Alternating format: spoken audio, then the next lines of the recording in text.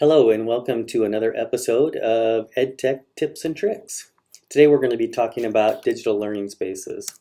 Before we do that though, I want you to imagine your first day of school as a student. As a student, you probably know where your school is. You know how to get into your school. You know where the cafeteria is. You know where the media center is. You know where the playground is for sure. And of course, after the first day, you'll know where your classrooms are. Within your classrooms, you're going to know where the assignments go. You're going to know where your book bag goes. You're going to know where to look for books and manipulatives and things like that. Now I want you to imagine your first day turning on your new school device, whether that be an iPad, a Chromebook, a computer. Do you want it looking crazy and jumbled? No, you want a nice organized space, a place where the kids know where to go to find what they need to do their learning. A one-stop shop for all their learning needs. That's where we get into our digital learning spaces. There's several different options here and we'll go over a few of these. Learning management system is definitely the best way to go.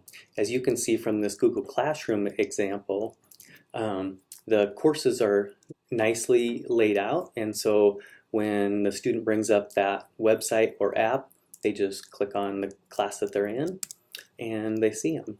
Same with Schoology. This is the Schoology dashboard, and from here the students can get their courses, their calendars, or email or whatever other resources they need for their learning environment.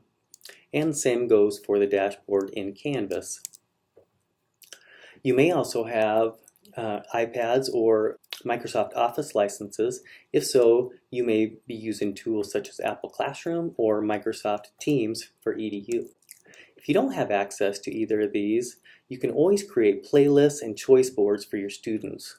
It's still that one-stop shop where they can go to click on things to create movies or whatever it might be. You may also just create simple launch points. A list of websites that they might go to or a list of instructions that they would do to be able to access those learning resources. Lastly, you could use social media. A lot of teachers already use Pinterest boards, and so creating a Pinterest board for each classroom. EduClipper is kind of the same thing, only for students, and you can use social media.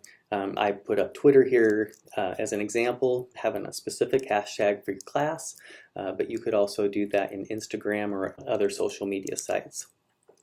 Whether it's thinking about your physical classroom or your virtual classroom, it's really all about amplifying the learning.